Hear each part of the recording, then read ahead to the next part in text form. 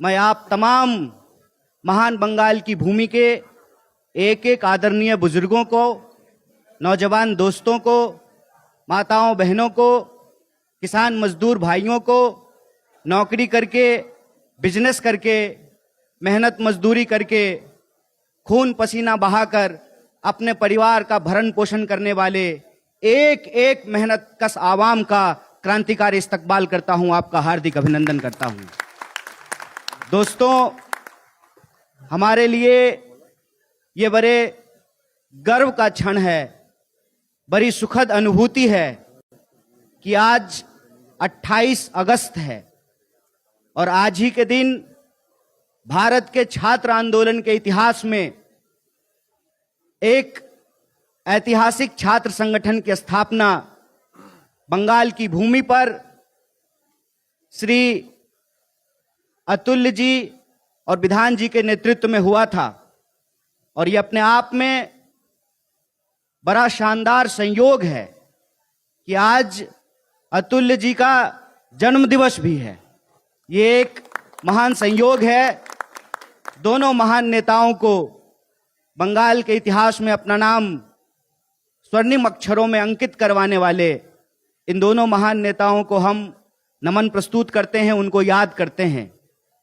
मैं बिना किसी औपचारिकता के सबसे पहले भारतीय राष्ट्रीय कांग्रेस की बंगाल इकाई और एनएसयूआई की छात्र परिषद की जो बंगाल इकाई है, उसके नेतृत्व के तमाम साथी जो मंच पर मौजूद हैं, उनको आभार व्यक्त करता हूं, उनको बहुत बहुत धन्यवाद देता हूं। मैं आभार व्यक्त करता हूं बंगाल के जो इलेक्ट्रॉनिक और प्रिंट मीडिया के साथी हैं और उन तमाम राजनीतिक व्यक्तियों को जो किसी ना किसी रूप में इस देश के भीतर जो देश को इकट्ठा रखने वाली विचारधारा है उसका समर्थन करते हैं, उसको सहयोग करते हैं। उनको आभार प्रस्तुत करता हूं। इस मौके पे हम आभार प्रस्तुत करना चाहते हैं हमारे आदरणीय अधीर रंजन चौधरी जी का, नेता प्रतिपक्ष, और हमारे बीच मौजूद हैं हमारे एआईसीसी के सेक्रेटरी बीपी सिंह जी। उनको मैं बहुत बहुत धन्यवाद देता हूं कि इस कार्यक्रम में उन्होंने अपनी गरिमामय उपस्थिति रखी है। और आप सब लोग का भी मैं बहुत वक्त नहीं लूंगा क्योंकि ये टिफिन टाइम है ना।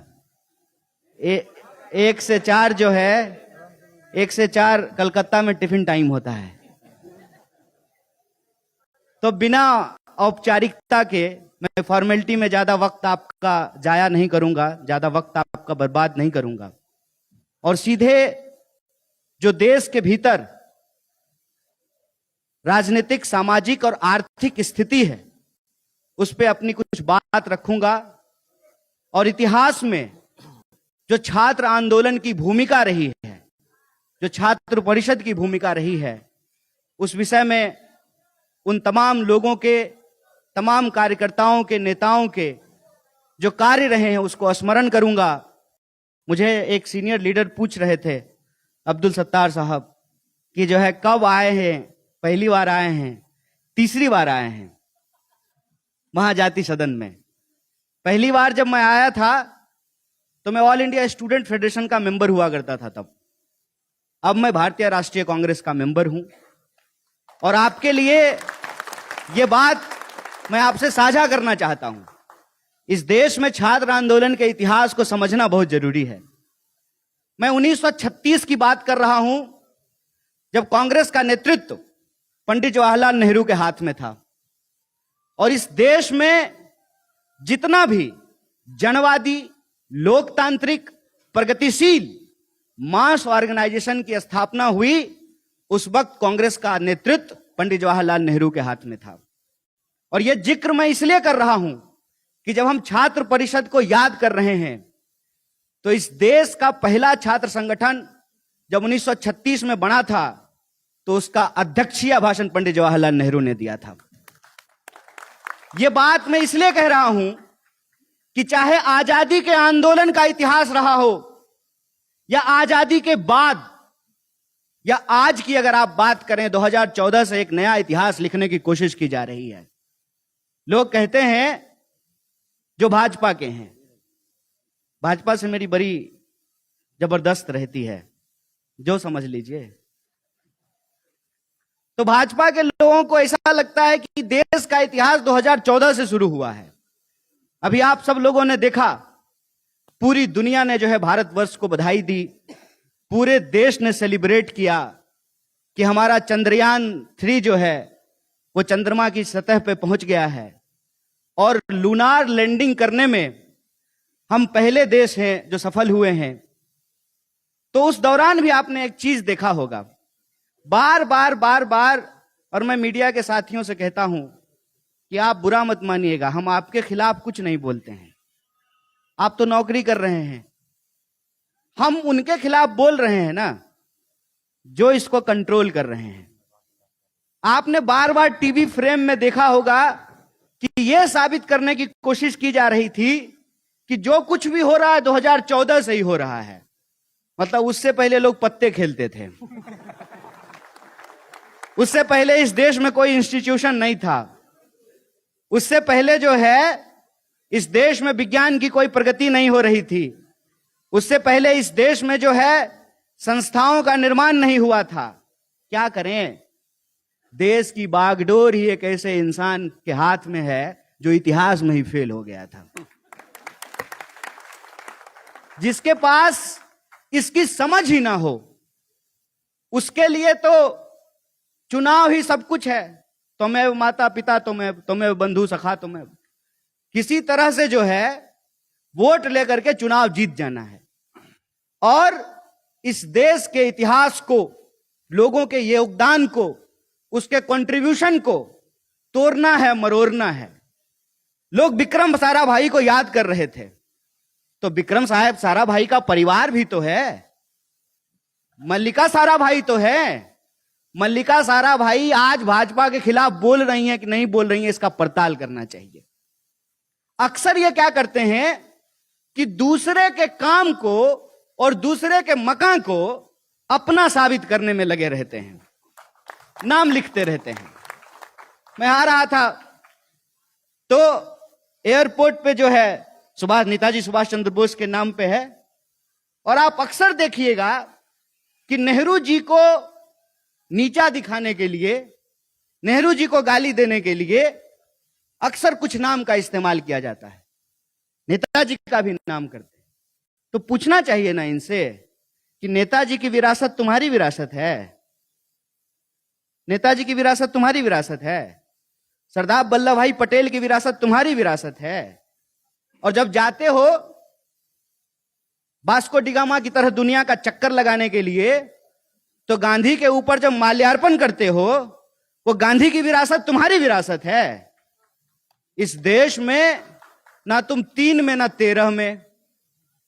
इतिहास आपका अंग्रेजों से माफी मांगने का, इतिहास आपका अंग्रेजों को यह कहने का कि आप मत जाइए देश छोड़ करके, आप यहीं रहिए, हम आपके ही अंदर सिविलाइज्ड होना चाहते हैं। जान गंवाई बंगाल के लोगों ने, जान गंवाई महाराष्ट्र के लोगों ने, जान गंवाया इस देश के एक एक इलाके के लोगों ने, और आप उस पूरे के पूरे आजादी के आंदोलन से गायब रहे। जो भी इस देश के भीतर राष्ट्र निर्माण की प्रक्रियाएं हुई, राष्ट्र निर्माण के जो काम हुए, उन तमाम कामों से आप गायब रहे। चाहे इस देश में लोकतंत्र की स्थापना हो, संविधान का निर्माण हो, देश में संस्थाओं का निर्माण हो, देश के भीतर पब्लिक सेक्टर का निर्माण हो, सब चीज से आप गायब रहे। और आज दशकों की मेहनत के बाद जब हमको कुछ उपलब्धियां मिलनी शुरू हुई है, जिस देश में एक सुई भी नहीं बनता था वहां जहाज बन रहा है, जिस देश में लोगों ने ज्ञान के विरुद्ध पूरी की पूरी अपनी ऊर्जा झोंक दी थी कि ज्ञान और विज्ञान को आगे नहीं बढ़ने देंगे, ये बंगाल की भूमि है। क्या हम ईश्वर चंद्र विद्यासागर को याद किए बिना रह सकते हैं? जब उन्होंने कहा कि विधवाओं को भी पुनर्विवाह का अधिकार होना चाहिए, यही लोग हैं ना, यही वो शक्तियां हैं ना जो कहती थी कि नहीं नहीं नहीं नहीं, ये तो संस्कृति के खिलाफ है। ये वही लोग हैं जिन्होंने कहा था कि तिरंगा अशुभ होता है। ये वही लोग हैं, 3 रंग है इसमें, इसलिए अशुभ होता है। यही वो लोग हैं जो ये कह करके विज्ञान के तमाम कार्यक्रमों का विरोध किया कि यह तो पश्चिमी सभ्यता है। अरे ज्ञान की कौन सी सभ्यता होती है? ज्ञान तो सत्य पर आधारित होता है। क्या पूरब, क्या पश्चिम, क्या उत्तर, क्या दक्षिण? ज्ञान तो सत्य पे आधारित होता है। जो सत्य भारत में है वही सत्य जो है अमेरिका में है। अरे H2SO4 कलकत्ता में भी होता है, H2SO4 दिल्ली में भी होता है, और H2SO4 न्यूयॉर्क में भी होता है। ये तो फैक्ट है, और फैक्ट पे, ट्रुथ पे ही तो नॉलेज होता है। जो नॉलेज के विरोधी रहे, विज्ञान के विरोधी रहे, और इस देश में संस्कृति की आड़ में अंधविश्वास को फैलाया, औरतों के खिलाफ जो है तमाम तरह की कुरीतियों का समर्थन किया, समाज को जो बांटने वाली शक्तियां हैं उनके साथ खड़े रहे। कहते हैं, आप सोच करके बताइए, जो लोग ये मानते हैं कि बिल्ली के रास्ता काटने से अशुभ होता है, उनके रास्ते पे चले होते तो आज चांद पे पहुंचते क्या? बताइए। ये आज जो हमारी सफलता है उसके लिए हमारे पुरखों ने जान गंवाई है। चाहे आप राजा राम मोहन राय की बात करें, चाहे आप ईश्वर चंद्र विद्यासागर की बात करें, चाहे आप विवेकानंद की बात करें। मैं विवेकानंद जी का भी उदाहरण देना चाहता हूं। ये बस फोटो लगाते हैं, जिस दिन इनको विवेकानंद जी का विचार अपनाना पड़ा ना, उल्टे पांव भाग जाएंगे। ये जो इस देश के अंदर विचारों की परंपरा है, ज्ञान की परंपरा है, विज्ञान की परंपरा है, उस संस्कृति को ये पीछे धकेलते हैं। और उनका बेटा बेटी ऑक्सफोर्ड जा रहा है पढ़ने के लिए। बेवकूफ बना रहे हैं सर हम ही लोग को, कि आप अपने पॉकेट में एप्पल मोबाइल रख करके कह रहे हैं कि स्वदेशी। किसको बेवकूफ बना रहे हो सर? इस देश की जो आधारभूत संरचना है, उस आधारभूत संरचना को आप रोज कमजोर कर रहे हैं। मैं आपके सामने एक उदाहरण देना चाहता हूं, आप सुनकर के आश्चर्य हो जाएंगे। एक पूंजीपति, एक धन्ना सेठ, उसकी एक दिन की जो कमाई है उससे इस देश के भीतर 75 लाख मनरेगा मजदूरों को मजदूरी दी जा सकती है। इतनी बड़ी लूट, इतनी बड़ी असमानता, और ये सब कर किसके नाम पे रहे हैं? देश के नाम पे। अरे क्या होता है देश? कैसे बनता है देश? किसको कहते हैं देश? डिस्कवरी ऑफ इंडिया के नाम से एक धारावाहिक आया करता था डीडी न्यूज पे, डीडी 1 पे। उसके एक एपिसोड में पंडित जवाहरलाल नेहरू पूछते हैं देश के आम लोगों से कि आप भारत माता की जय कह रहे हैं। हमारे एक साथी ने अभी कहा वंदे मातरम। क्या होता है देश? क्या होता है भारत माता का मतलब? भारत माता का मतलब जब पंडित नेहरू ने पूछा तो लोगों ने अलग अलग जवाब दिए। किसी ने कहा कि पेड़ पौधे, नदी नाले, धरती, यह है देश। पंडित नेहरू जवाब देते हैं और कहते हैं कि भारत माता आप हैं। ये जो आप बैठे हुए लोग हैं ना, इस देश के जो 140 करोड़ लोग हैं ना, वही भारत माता हैं। और वो जो 140 करोड़ लोग हैं, उन 140 करोड़ लोगों के मिलने से ही देश बनता है, उससे ही देश का निर्माण होता है। और इस देश की संकल्पना में अगर हम भरोसा करते हैं तो हमको यह समझना पड़ेगा कि अगर पंडित जवाहरलाल नेहरू नहीं होते, अगर नेताजी सुभाष चंद्र बोस नहीं होते, अगर सरदार वल्लभ भाई पटेल नहीं होते, अगर गांधी के विचार नहीं होते, संविधान सभा नहीं होता, संविधान नहीं होता, तो याद रखिए, और मैं यहां से खड़ा होकर के कहता हूं, तो मोदी जी जो आ करके मुंह चमका चमका करके जो झूठ बोलते हैं ना, अगर उसको हम सच मान लें कि सचमुच वो चाय बेचते थे, तो पंडित नेहरू अगर नहीं होते तो नरेंद्र मोदी भी आज इस देश का प्रधानमंत्री नहीं बने होते। आज हम इतिहास इसलिए याद करते हैं कि हमको अपने वर्तमान को बेहतर करना है, अपने वर्तमान को बेहतर करके आने वाली पीढ़ी को एक सुरक्षित भविष्य देना है, और सुरक्षित भविष्य देने का जो संकल्प है, उस संकल्प को लागू करने का मतलब ही है छात्र परिषद को याद करना। और मैं आप तमाम छात्रों से खास करके यह बात कहना चाहता हूं कि आप अगर छात्र नेता होना चाहते हैं तो सबसे पहले तो आप छात्र हो जाइए। बिना छात्र हुए छात्र नेता कैसे होइएगा, यह बात याद रखिएगा। बिना किसान हुए जो किसान नेता होते हैं ना, वो किसानों के नेता नहीं होते हैं, वो सरकार की तरफ से किसान के हितों की दलाली करते हैं मैनेजमेंट के साथ। बिना मजदूर हुए जो मजदूर नेता होते हैं ना, वो मजदूरों के नेता नहीं होते हैं, वो मैनेजमेंट के दलाल होते हैं जो मजदूर हितों की दलाली करते हैं।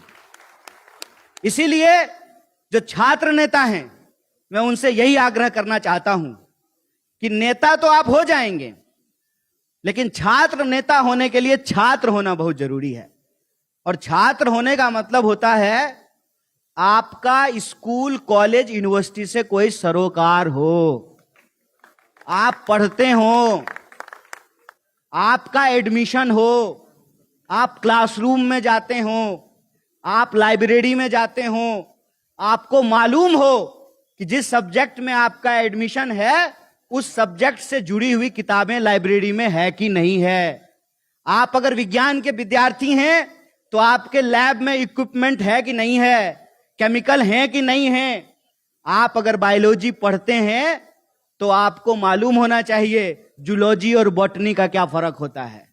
आपको मालूम होना चाहिए कि आज एजुकेशन के अंदर नए रिसर्च क्या हो रहे हैं, आज के विद्यार्थी क्या पढ़ रहे हैं, किस तरह के कंपटीशन की तैयारी कर रहे हैं, उस कंपटीशन की तैयारी करने में क्या कठिनाई आती है। आप कॉलेज जाएंगे ही नहीं तो आपको कैसे मालूम होगा कि कॉलेज में पढ़ाई होती है कि नहीं होती है। और मैं आपसे बतौर एनएसयूआई नेशनल इंचार्ज पब्लिकली यह बात कह रहा हूं कि हम आपसे यह एक्सपेक्ट करते हैं कि एक शानदार विद्यार्थी ही वाइब्रेंट स्टूडेंट मूवमेंट को खड़ा कर सकता है। इस बात को याद रखिएगा। आप आजादी के आंदोलन को देखिए, आप छात्र परिषद के इतिहास को उठा करके देखिए। जो नेता थे वो अच्छे विद्यार्थी भी थे, अच्छे स्कॉलर थे, वो पढ़ते थे, वो क्लासरूम में जाते थे, डिबेट करते थे, अपने शिक्षकों से डिबेट करते थे, शिक्षकों की बात को मानते थे, और जो बात गलत होती थी सत्य की कसौटी पे परख करके उसको खारिज भी करते थे, उसको काटते भी थे। क्यों? क्योंकि हमारे समाज की एक परंपरा है। परंपरा यह है कि जब तक बात हमारे ऊपर नहीं आती है ना, हमारा असर नहीं होता है। आप अक्सर देखिएगा, the legend of Bhagat Singh कह के एक फिल्म आया, हॉल में लोग तालियां बजा रहे थे। हमको तो लगा कि अब तो देश में क्रांति हो गई, लीजेंड ऑफ भगत सिंह आ गया है और हॉल में बैठ करके लोग ताली बजा रहे हैं। अब तो हॉल से बाहर निकलेंगे और क्रांति ही होगी, और जितने माँ बाप बैठे हैं सब अपने बच्चों को भगत सिंह बना देंगे। कौन बनाता है? कौन बनाता है? हर कोई यही सिखाता है कि राजनीति खराब चीज है, राजनीति से तुम्हारा कुछ भला नहीं होगा। तो आप बताइए माताओं बहनों, राजनीति खराब चीज है, राजनीति भला हमारा नहीं करता है। तो अगर इस देश में सावित्रीबाई फूले पैदा नहीं होती, महिलाओं को पढ़ाना नहीं शुरू करती, तो क्या इसरो में जो वैज्ञानिक लोग को आप देखे हैं साड़ी पहन करके ताली बजा रही थी, चंद्रयान को चंद्रमा पर भेजी थी, यह संभव हो पाता? कोई तो अपने शरीर पे कष्ट उठाता है। कोई तो अपनी जान गंवाता है, कोई तो अपनी खुशियों की तिलांजलि देता है। हम जिस वक्त लोकतंत्र को, जमहूरियत को बचाने की कोशिश कर रहे हैं, उस वक्त ही कुछ लोग जेल में भी तो हैं। कुछ लोगों के मीडिया चैनल को बंद भी तो करा दिया गया है। कुछ लोगों के घर पे ईडी और सीबीआई भी तो जा रहा है। जब वो अपने लोकतंत्र की आवाज को उठाता है तो उसको मारा जाता है, पीटा जाता है, गोलियां चलाई जाती है। ये जो आज हम सेलिब्रेट कर रहे हैं, ये हमको गिफ्ट में नहीं मिला है। और मैं बार बार कहता हूं, फ्रीडम जो है ना, कोई डिश नहीं है कि जोमेटो पे फटाफट ऑर्डर कर लेंगे, आधे घंटे में आ जाएगा। Freedom is not pizza bro, it is our fundamental right. और फंडामेंटल राइट जो है, पहले उसकी समझ होनी जरूरी है, उसके लिए पढ़ना जरूरी है, उसके लिए स्कूल जाना जरूरी है। इसमें किसी का भी हाथ जल सकता है। इस देश में लोगों ने अपनी जान गंवा करके, जिंदगी कुर्बान करके जो राष्ट्र की बुनियाद की स्थापना की, ये उस बुनियाद को तोड़ रहे हैं, ये समाज को बांट रहे हैं, इंसानियत को का बिखराव कर रहे हैं, लोगों को आपस में लड़ा रहे हैं। इसीलिए विद्यार्थी होने के नाते, नौजवान होने के नाते, यह हमारी पहली कोशिश होनी चाहिए कि हम सत्य की पड़ताल करें, हम सत्य जानने की कोशिश करें, हमारे मन में सवाल पैदा हो, और सवाल जब पैदा हो तो सामने कोई भी क्यों ना हो, हम उससे आंख में आंख डाल करके सवाल कर सकें। यह हमारा लोकतांत्रिक अधिकार है। जिस लोकतंत्र ने माननीय मोदी जी को इस देश का प्रधानमंत्री बनाया है, उसी लोकतंत्र ने हमको यह अधिकार दिया है कि हम आंख में आंख डाल करके उनसे सवाल पूछें, और उनसे पूछें कि आप इधर उधर की बात मत कीजिए, आप हमको गुमराह करने की कोशिश मत कीजिए, क्योंकि हम आपके खेल को समझते हैं। हमने इस देश के आम लोगों के खून पसीने की कमाई से, उनके टैक्स के पैसे से हमने पढ़ाई की है, हमने आपका नमक खाया है, इसीलिए हम इस देश के आम लोगों के कर्जदार हैं। हम ये समझते हैं, हमको मालूम है कि ठंडा मतलब कोका कोला नहीं होता है। हमको मालूम है कि कोई भी चीज की तासीर अगर ऊपर से ठंडी हो तो जरूरी नहीं है कि वो ठंडा होता है। हमको मालूम है कि फेयर एंड लवली लगाने से किसी का मुंह गोरा नहीं होता है। हमको मालूम है कि प्रचार एक बात होता है और हकीकत दूसरी बात होती है। प्रचार के लिए, अपनी राजनीति के लिए, चुनाव के लिए आप जो दावे करते हैं, वो मुसलमान, जात पात, उत्तर दक्षिण पूरब पश्चिम, और आप देखिए कि नफरत को आधार बनाकर किस तरीके से समाज को लगातार बांटा जा रहा है। जहां धर्म होता है वहां धर्म का झगड़ा लगाते हैं, जहां धर्म नहीं होता है वहां जात का झगड़ा लगाते हैं, जहां जात नहीं होती है वहां समूह का झगड़ा लगाते हैं। आपने देखा कि मणिपुर में क्या हुआ, आज मणिपुर की क्या हालत है। और जब आप मणिपुर के ऊपर सवाल करिएगा तो जवाब आएगा कि राजस्थान में क्या हो रहा है। अरे यह कौन सी बात हो गई। भारत के किसी भी कोने में आजाद देश के आजाद नागरिक के साथ कोई ऐसी कार्रवाई होगी जो गैर कानूनी है, उसके फंडामेंटल राइट को वायलेट करता है, तो उसके खिलाफ हम बोलेंगे, उसके खिलाफ हम सवाल उठाएंगे। आप देखिए कि किस साजिश के तहत रोज शाम को नेशनल मीडिया में बंगाल को किस तरीके से बदनाम किया जाता है। क्यों किया जाता है? इसके पीछे एक राजनीतिक कारण है। राजनीतिक कारण क्या है कि साम दाम दंड भेद से किसी भी तरह से बंगाल जीत लेना है, बिहार जीत लेना है, महाराष्ट्र जीत लेना है। क्या हुआ महाराष्ट्र में? कह रहे थे 3 मेजर आरोप लगाते हैं हमारे ऊपर, ये भ्रष्टाचार का, परिवारवाद का, तुष्टीकरण का। मैं तो एक एक लाइन से जो है तीनों का जवाब दे देता हूं। सबसे बड़ा आरोप कांग्रेस के ऊपर इन्होंने भ्रष्टाचार का लगाया। तो मैं यह प्रश्न पूछना चाहता था कि ज्योतिरादित्य सिंधिया साहब जब कांग्रेस में थे तो भ्रष्ट थे, भाजपा में जाते ही क्या हो गए? भ्रष्टाचारी से सदाचारी। यह कैसे संभव हुआ? जिनके ऊपर आप आरोप लगा रहे हैं, आप बंगाल के नेताओं को भी देख लीजिए, जब तक वो भाजपा में नहीं थे तब तक उनके घर पे ईडी आ रहा था। जो ही बीजेपी ज्वाइन कर लिया, ईडी जो है पता नहीं रास्ता भूल गया, हो सकता है उसका गूगल मैप नहीं काम कर रहा हो, ईडी आना बंद हो गया। आप महाराष्ट्र का उदाहरण देख लीजिए। इनको लगा कि हम महाराष्ट्र जो है वो हारने वाले हैं। हमारे बीच हमारे राष्ट्रीय नेता तारिक अनवर साहब तशरीफ ला रहे हैं, मैं उनका स्वागत करता हूं।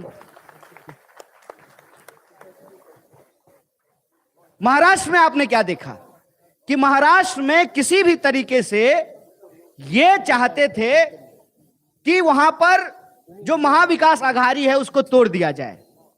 तो पहले इन्होंने शिंदे को तोड़ लिया। जब शिंदे को ले आए तो इनको लगा कि ये काफी नहीं है, तो फिर पवार साहब के परिवार को तोड़ दिया। तो मेरा दूसरा सवाल है कि अजीत पवार साहब जब महाविकास आघाड़ी में कांग्रेस के साथ थे तब यह परिवारवाद था, और अभी अजीत पवार साहब भाजपा के साथ चले गए हैं, इसको परिवारवाद कहेंगे कि नहीं कहेंगे?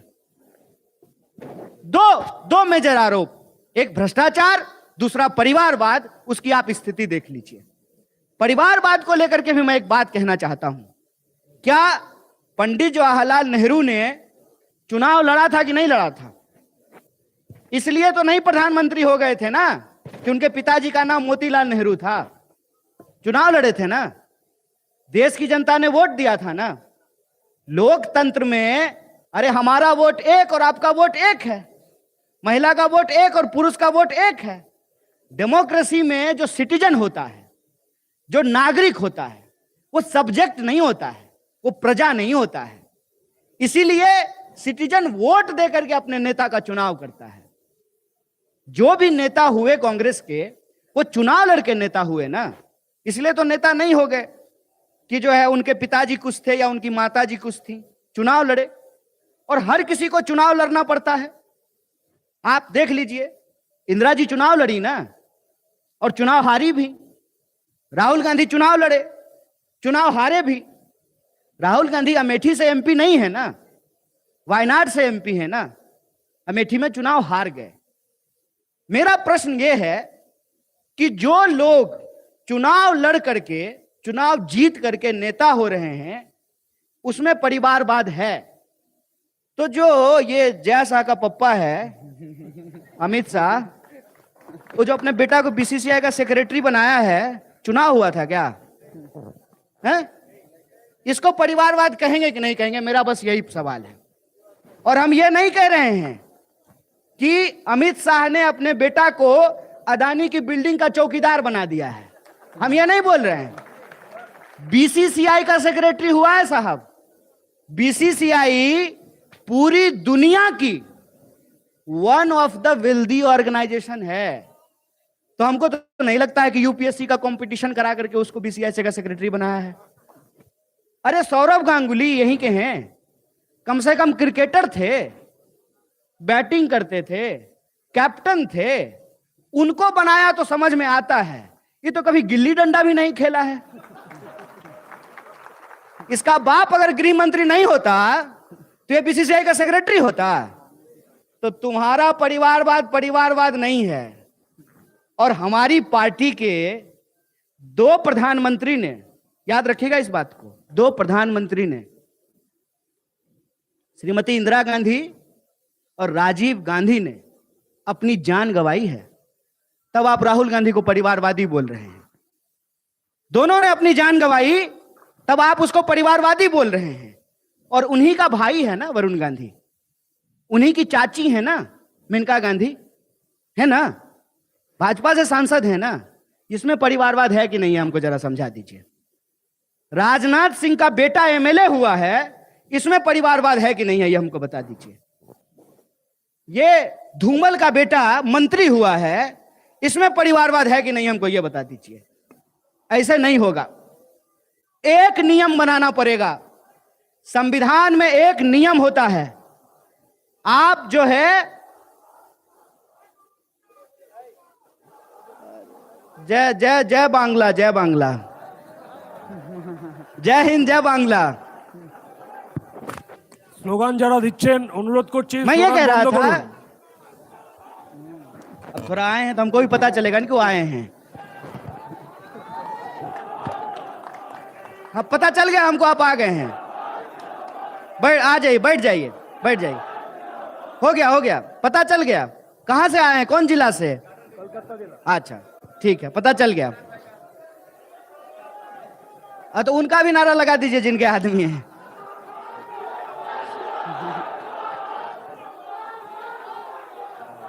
अब चुप भी हो जाओ भाई, हो गया, समझ गए। अब ज्यादा करोगे तो नंबर कट जाएगा, कम करो। तो मैं ये कह रहा था कि ऐसा तो नहीं होगा ना कि भाजपा जो करेगी उसमें परिवारवाद नहीं है। ऐसा तो नहीं होगा ना कि जो व्यक्ति भाजपा के बाहर भ्रष्ट है वो भाजपा में शामिल होते ही सदाचारी हो जाता है। एक नियम बनाना पड़ेगा ना। एक नियम क्या है? नियम यह है कि आपके पास अगर हेलीकॉप्टर है तब भी आपका वोट एक, आपके पास यदि फॉर्च्यूनर है तब भी आपका वोट एक, और हमारे पास A1 का साइकिल है तब भी हमारा वोट एक होता है। यह नियम होता है ना। तो अगर परिवारवाद गलत है तो परिवारवाद गलत सब जगह है। अगर धीरू भाई अंबानी का बेटा मुकेश अंबानी जब रिलायंस ग्रुप का मालिक हुआ, इसमें आपको परिवारवाद नहीं दिखता है, और राहुल गांधी राजनीति में आए इसमें आपको परिवारवाद दिखता है, मतलब आपका चश्मा का नंबर गड़बड़ है, या आप जानबूझ करके यह बेईमानी कर रहे हैं। आप बेसिकली इस देश की आम जनता के साथ धोखा कर रहे हैं। आप इस देश की आम जनता को देश बोल करके उसके अधिकार को एक एक करके आप छीन रहे हैं। इस देश का निर्माण, इस देश की बुनियाद समानता और न्याय के सिद्धांत पे हुआ है, इस बात को याद रखिएगा। और समानता और न्याय का तकाजा यह है कि आप किसी भी तरीके से मनमाने, एक बात होती है, लेकिन हकीकत में देश का निर्माण देश के लोगों से होता है, और देश के लोगों की जो बुनियादी चीजें हैं वह है रोजी रोटी, कपड़ा, मकान, शिक्षा, स्वास्थ्य की बात। आप देखिए कि बड़ी चालाकी से लोगों के जो बुनियादी सवाल हैं उसको गायब किया जा रहा है, और इंसान को एक ऐसा सपना दिखाया जा रहा है जिस सपना को लेकर के कोई तर्क नहीं है। मैं आपसे कुछ सवाल पूछता हूं, अपने आप आपका दिमाग जो है ना उन चीजों को सोचने लगेगा। मैं आपको याद दिलाना चाहता हूं, 2014 में जब सरकार बनी, अव्वल तो सरकार बनने से पहले कुछ बड़े सुहावने, अच्छे, सुंदर जो है ना मुहावरे फेंके गए थे। हालांकि बाद में जय शाह के पापा ने कहा कि वो जुमला था। हमने नहीं कहा है, जय शाह के पापा ने कहा है कि वो जुमला था। क्या जुमला था भाई? कि हर साल 2 करोड़ नौकरी पैदा की जाएगी, हर किसी के खाते में 15 लाख रुपया पहुंचाया जाएगा, जो किसान हैं उनकी आमदनी दुगनी की जाएगी, महिलाओं के ऊपर अत्याचार बंद होगा, बेटी को बचाया जाएगा, बेटी को पढ़ाया जाएगा। और हमने ये देखा कि इसी देश में बलात्कारियों के समर्थन में हमारे राष्ट्रीय ध्वज का अपमान करते हुए उनके समर्थन में रैलियां निकाली गई। हमने देखा कि मून पे तो बात कर रहे हैं साहब, मणिपुर पर मौन है। जो आपकी जिम्मेवारी है उस पर आप बोल नहीं रहे हैं, जो किसी और का किया हुआ काम है उसको सीना ठोक करके अपना बता रहे हैं। ऐसा लग रहा है कि खुद ही गए थे लैंड करने के लिए वहां पे। ये जो स्थिति है, इस स्थिति में आपने देखा कि सपना किस तरीके से दिखाया गया। ये प्रधानमंत्री ने अपने मुंह से कहा था कि 2022 तक सबको पक्का मकान मिल जाएगा। कहा था ना? कौन सा साल है? 23 चल रहा है ना।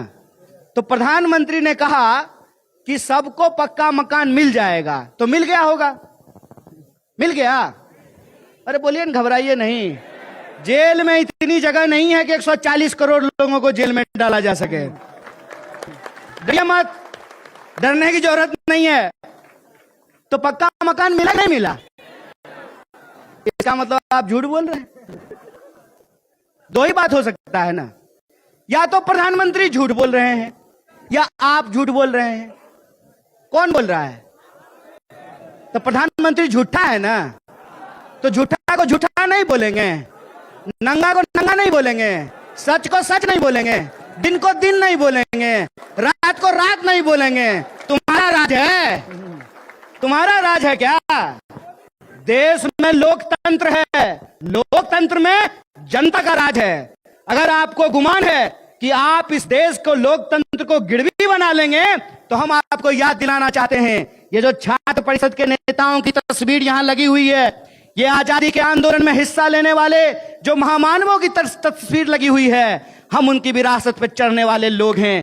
आप अगर हिटलर बनने को तैयार हैं, आप अगर ब्रिटिशर्स बनने को तैयार हैं, तो हम भी भगत सिंह बनने को तैयार हैं। इस बात को याद रखिएगा, इस बात को याद रखिएगा कि आपकी हकीकत हम जनता में जाकर के बोलेंगे और मुंह खोल करके बोलेंगे। आपने बोला था ना, हमने नहीं बोला था, आपने बोला था कि 15 लाख सबके खाते में पहुंचाया जाएगा। कहां है 15 लाख? किसके खाते में आया है?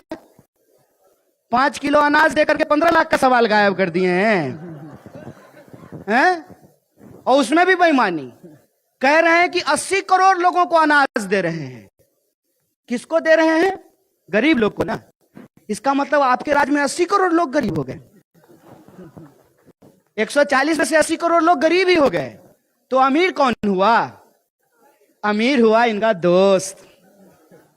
इनकी जो दोस्ती है ना, जिसके फ्लाइट पे चढ़ करके घूमते हैं, और उनके लिए जब सवाल पूछा गया कि बताइए प्रधानमंत्री जी, जिसके फ्लाइट पे चढ़ करके घूम रहे थे आप, उसके खाते में, उसकी सेल कंपनी में 20,000 करोड़ किसके हैं?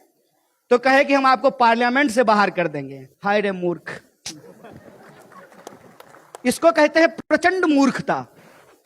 क्यों? विज्ञान अगर पढ़े होते हैं ना, तो आपको पता होता। न्यूटन का एक लॉ क्या साहब? किसी को जितना दबाइएगा उसका अपोजिट फोर्स उतना ऊपर होकर के आएगा। करोड़ों रुपया खर्च किया इसने, करोड़ों, यह साबित करने के लिए कि राहुल गांधी पप्पू है। आप सोचिएगा, करोड़ों रुपया खर्च किया। अव्वल तो मेरा यह सवाल होता है कि अगर राहुल गांधी पप्पू हैं, तो तुम उतना सीरियसली क्यों ले रहे हो? इधर आकर के तुम्हारा एक मंत्री डांस करने लगता है, उधर आकर के तुम्हारा दूसरा मंत्री छाती पीटने लगता है, एक साथ तुम्हारा 10-10 मंत्री जो है प्रेस कॉन्फ्रेंस करता है। अगर वो आदमी सीरियस ही नहीं है, तो उसको तुम क्यों सीरियसली ले रहे हो? सोचिएगा जरा इस बात पे। इसका मतलब वो आदमी सीरियस है, इसका मतलब उस आदमी में दम है, इसका मतलब इनको मालूम है कि उस आदमी को ईडी, सीबीआई से डरा नहीं सकते हैं। इनको मालूम है कि जिनके घर में 2 लोगों ने अपनी जान गंवा दी हो देश के लिए, उनके बच्चों को झुकाना आसान नहीं होता है। उनको मालूम है कि उस फैमिली का कंट्रीब्यूशन क्या है इस देश के लिए।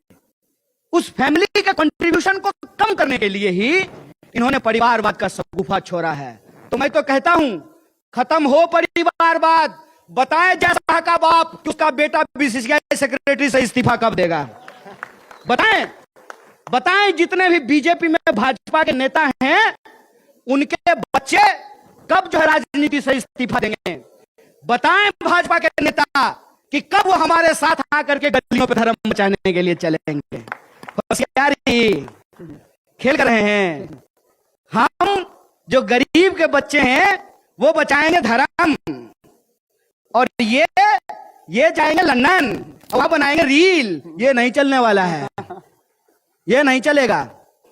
बताओ कि इस देश के भीतर आम लोगों के लिए आपने क्या किया है। ये मत गिनाओ कि मेडल लाया है कोई और, अब फोटो आप खिंचवा रहे हैं। चंद्रयान भेजा है कोई और, पोस्टर आप लगवा रहे हैं। ये नहीं होगा। और अगर आप इसका क्रेडिट ले रहे हैं, अगर वैक्सीन के सर्टिफिकेट पे प्रधानमंत्री का फोटो है, तो कोरोना के दौरान जिन लोगों की जान गई उनके डेथ सर्टिफिकेट पे भी मोदी का फोटो लगाओ, भी मोदी जी का क्रेडिट है। यह नहीं होगा। अच्छा तुम्हारा, खराब खराब किसी और का, यह खेल नहीं चलेगा। और सबसे जरूरी बात कि जो आरोप आप अपोजिशन पे लगाते हैं उस आरोप का जवाब आपके पास क्या है। मेरे बारे में भी बोलते हैं, व्हाट्सएप पे मैसेज भेजते हैं कि टुकड़े टुकड़े गैंग का सरगना है, तो ताल ठोक करके कहते हैं रे टुकड़े टुकड़े गैंग का अगर हम सरगना हैं तो तुम क्या कर रहे हो, भाजिया बेच रहे हो? बोलो क्या कर रहे हो? कौन है देश का गृह मंत्री? जयशाह का पिताजी? किसकी सरकार है देश में? बीजेपी की। क्या दावा कर रहे हैं कि अब की बार 400 पार कर लेंगे, तो क्यों नहीं कुछ कर रहे हो? क्योंकि तुम झूठे हो। तुम्हारे पास झूठ की ताकत है, हमारे पास सच की ताकत है। हमारा इतिहास इस देश के लिए जान गंवाने का इतिहास है और तुम्हारा इतिहास इस देश के खिलाफ अपना ईमान बेचने का इतिहास है। इस बात को याद रखना है। और तुम्हारी तमाम कोशिशों के बावजूद सच्चाई सामने आ जाएगी।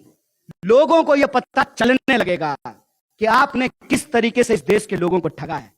मुझे एक साथी ने कहा कि क्या आपको लगता है भाजपा के राज में विकास नहीं हो रहा है? हम बोले हो रहा है। कौन बोला नहीं हो रहा है? 50 रुपए का पेट्रोल 100 रुपए में मिल रहा है, बताइए विकास हुआ कि नहीं हुआ?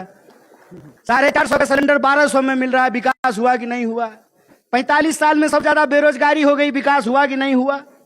यह है आम लोगों का सवाल। यह है इस देश के नौजवानों का सवाल कि हर साल लगभग 5.5 लाख इंजीनियर होते हैं और 1.5 लाख लोगों को भी नौकरी नहीं मिलती है। हकीकत यह है कि एक टीचर की बहाली होती है ना, रेलवे स्टेशन पे, मंदिरों में, गुरुद्वारों में, चर्चों में, मस्जिदों में, धर्मशालाओं में रहने की जगह नहीं मिलती है। यह हकीकत है कि एक तो बहाली आती नहीं है, अगर बहाली आएगी तो पेपर लीक हो जाएगा। यह हकीकत है कि पेपर लीक होने के बाद भी जिन लोगों को नौकरी मिलेगी उनको नियुक्ति पत्र नहीं मिलेगा, और जिनको नियुक्ति पत्र मिल जाएगा, मैं खोज रहा हूं कोई पुलिस वाला है कि नहीं? नहीं है। जिसको नियुक्ति पत्र मिल जाएगा तो उसको यह सोचना चाहिए ना, किस देश के सांसद को पेंशन मिलेगा? अगर मैं गलत नहीं हूं तो पेंशन है ना सांसदों को? ठीक बात है। अगर सांसद को पेंशन मिलेगा तो कांस्टेबल को पेंशन क्यों नहीं मिलेगा? बताइए बताइए। इस देश के अंदर आप कैसी व्यवस्था बना रहे हैं?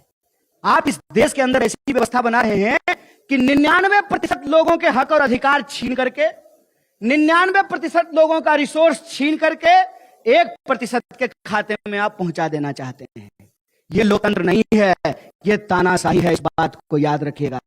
इस बात को याद रखिएगा कि लकड़ी को काटने वाली जो कुल्हाड़ी होती है ना, उसके पीछे भी लकड़ी ही लगा होता है। लोकतंत्र का इस्तेमाल करके, जमहूरियत का इस्तेमाल करके आए दिन जमहूरियत का गला घोटा जा रहा है। और जो लोग इनसे सवाल पूछने लगते हैं उनको या तो केस करते हैं, उनके ऊपर झूठा मुकदमा करते हैं, जेल में डालते हैं, हमला करते हैं, डराते हैं, या अपने दोस्त के चंदे के पैसे से उसका ईमान खरीदने की कोशिश करते हैं। तो मैं छात्र परिषद के एक एक कार्यकर्ताओं से अपील करना चाहता हूं कि हमारे सामने गंभीर चुनौती है। बात देखने और दिखावे की नहीं है। अगर हम उसी राजनीतिक पैटर्न पे चले, देखने और दिखावे पे, तो इस बात को याद रखिएगा, जमहूरियत नहीं बचेगा। और जमहूरियत नहीं बचेगा ना, तो फिर इस देश में लोकतांत्रिक संस्थाएं भी नहीं बचेगी। जब लोकतांत्रिक संस्थाएं नहीं बचेगी तो पब्लिक सेक्टर भी नहीं बचेगा, और पब्लिक सेक्टर नहीं बचेगा ना, तो फिर आने वाले समय में कोई आंगनबाड़ी का बच्चा पीएचडी नहीं कर पाएगा। इस बात को याद रखिएगा कि एक गंभीर लड़ाई है, और अगर आप विद्यार्थी हैं तो आपके कंधे के ऊपर यह जिम्मेवारी है। आप अगर छात्र परिषद के नेता हैं तो आपके कंधे पे यह जिम्मेवारी है कि आपको बंगाल के भीतर एक एक छात्रों को जोड़ना पड़ेगा, क्योंकि हमारा मानना है जुड़ेगा विद्यार्थी जीतेगा इंडिया। हमको इंडिया को जिताना है। हमारा यह मानना है कि हमको मेहनत से अपनी पढ़ाई करनी है, अपने हक और अधिकार को समझना है, अपने नॉलेज के क्षेत्र में हमको एक्सपर्ट होना है, साथ ही साथ जो समाज और देश का दायित्व है उसका हमको निर्वहन करना है। हम सबका अगर हम स्क्रीन टाइम अभी चेक करें ना, 3 घंटा, 4 घंटा, 5 घंटा होगा रोज का। 5 घंटा स्क्रीन टाइम होगा कम से कम। उस स्क्रीन टाइम को हम ये नहीं कह रहे हैं कि आप बंद कर दीजिए, आप चलाइए, लेकिन उस 5 घंटे में से ना 4 घंटा निकाल करके देश के लिए, समाज के लिए, छात्र परिषद के लिए आपको खून पसीना बहाना पड़ेगा। इस बात को याद रखिए। आपको इस लड़ाई को इस रूप में लड़ना पड़ेगा कि हम देश की वो विचार हैं, हम देश की वो शक्तियां हैं जो इस देश को 200 साल की अंग्रेजों की गुलामी से लड़ करके आजादी दिलाए। हम वो शक्तियां हैं, वो विरासत हमारे हाथ में है कि इस आजाद देश में जो आजाद नागरिक है उनके आजादी के अधिकारों की रक्षा करना हमारे कंधे के ऊपर है। इसीलिए आप सबसे मैं यह आग्रह करना चाहता हूं कि जो महीने बीत रहे हैं हमारे लिए गंभीर समय है, और इस गंभीर समय में हमको अपनी पूरी ताकत लगा करके जो हम जोड़ने वाली शक्तियां हैं, इस समाज को बांटने वाली शक्तियों को हमको परास्त करना पड़ेगा। देश के भीतर जो एक झूठ का बोलबाला है, इस झूठ के बोलबाले को खत्म करके हमको सच के राज को स्थापित करना पड़ेगा। समाज में जिस तरीके से नफरत फैलाई जा रही है, लोगों को आपस में बांटा जा रहा है, लड़ाया जा रहा है, कहीं जात के आधार पे, धर्म के आधार पे, भाषा बोली के, और इसीलिए मैं खास करके अपने छात्र नौजवानों से यह अपील कर रहा हूं कि आपको पढ़ना है, आपको समझना है अपने हक और अधिकार को, समाज को, देश को, और उसी पढ़ाई के बदौलत, ज्ञान की बदौलत सत्य की सत्ता को आपको स्थापित करना पड़ेगा। और यह जो झूठ की सत्ता है आज इंसान को जो बांटने की कोशिश कर रही है, इसको आपको एक्सपोज करना पड़ेगा। और ये बार बार हमारे राष्ट्रीय प्रतीक चिन्हों का इस्तेमाल करके, हमारे धर्म के प्रतीक चिन्हों का इस्तेमाल करके इस समाज को जो कमजोर करने की कोशिश कर रहे हैं, इस कोशिश को हमको नाकाम करना पड़ेगा। और ये कोई साधारण काम नहीं है। इस काम में अगर आपके मन में विचार नहीं है, आपके मन में समाज के प्रति लगन नहीं है, आपके प्रति समर्पण नहीं है देश के प्रति, तो आप इस काम को नहीं कर पाएंगे। ये एक गंभीर काम है और इस गंभीर काम को हमको करना है। और जो खतरा आज हमारे सामने है, इस खतरे से हमको देश को बचाना है। वो बार बार कोशिश करेंगे कि शक्ति को कमजोर किया जाए, लेकिन हमारा ये दावा है कि अगर भारत एकजुट रहा, अगर भारत एकजुट रहा तो इंडिया जीतेगा और एनडीए हारेगी, यह हमारा विश्वास है। इसीलिए मैं अपने तमाम विद्यार्थी नेताओं से अपील करता हूं कि आप दिन रात मेहनत कीजिए, एकजुट होकर के संघर्ष कीजिए और एक लक्ष्य अपने दिमाग में लेकर के रहिए कि इस देश के भीतर देश को जो कमजोर करने वाली, समाज में नफरत फैलाने वाली शक्ति है, उसको परास्त करेंगे और मोहब्बत के परचम को लहरा करके जमहूरियत जिंदाबाद कहेंगे। इन्हीं शब्दों के साथ मैं अपनी बात को खत्म करूंगा। शुक्रिया। इनकलाब जिंदाबाद। जय हिंद, जय बांग्ला, जय छात्र परिषद।